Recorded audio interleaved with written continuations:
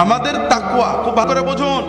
আপনি নামাজ পড়েছেন, রোজা রেখেছেন, যাকাত দিয়েছেন, দান খয়রাত করেছেন, তাহাজ্জুদ পড়েছেন, খুব ভালো কাজ। কিন্তু এই ভালো কাজগুলো সত্যিকারের তাকওয়া অর্জন করেছেন কিনা, আপনি আসলে ভালো কাজগুলো সত্যিকারের ভালো হয়েছে কিনা, আপনার জীবনে এসেছে কিনা, এটা প্রমাণ করতে একটু তাকান। আপনি মানুষের সাথে কি আচরণ করেন? আপনি যদি মানুষের সাথে ভালো আচরণ করেন, মানুষের হকগুলো আদায় করেন, মানুষের কর্তব্য পালন করেন, তাহলে বুঝতে হবে যে না, আসলে আপনার নামাজ, রোজা, হজ, যাকাত, তাহাজ্জুদ আপনার কাজে লেগেছে।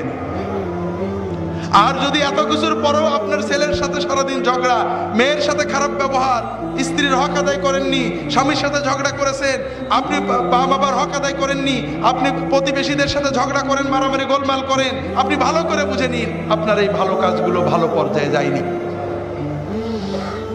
একটা হাদিস এসেছে, রাসূলুল্লাহ সাল্লাল্লাহু আলাইহি ওয়াসাল্লামের কাছে দুইজন মেয়ের কথা বলা হলো।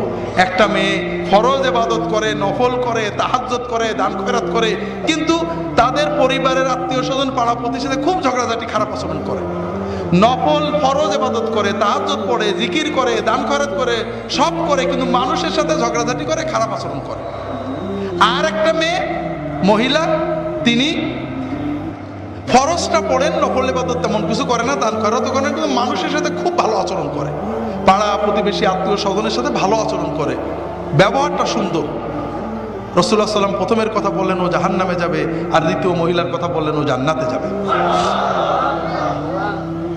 সুনানে আবু দাউদ অন্যান্য কিতাবের সহিহ হাদিস। মা ইউদাউ ফি মিজানিল আবদ ইয়াউমুল কিয়ামাহ আতকালা মিন হুসনিল খুলুক ওয়া ইন্না সাহিবা হুসনিল খুলুকি লা ইউদরিকু বিহি দারাজাতাস সাইমি ওয়াল কায়েম। কিয়ামতের দিন বান্দার আমলনামায় যত আমল লেখা হবে, এর ভিতরে সবচেয়ে ভারী হবে বান্দার সুন্দর আচরণ, অমায়িক ব্যবহার। যার ব্যবহার সুন্দর, মানুষকে কষ্ট দেয় না, মানুষের কষ্ট সহ্য করে, ওই ব্যক্তি শুধু সুন্দর আচরণের কারণে, অমায়িক ব্যবহারের কারণে সারা রাত তাহাজ্জুদ পড়া এবং সারাদিন নফল রোজা রাখার মতো সওয়াব পেয়ে যাবে।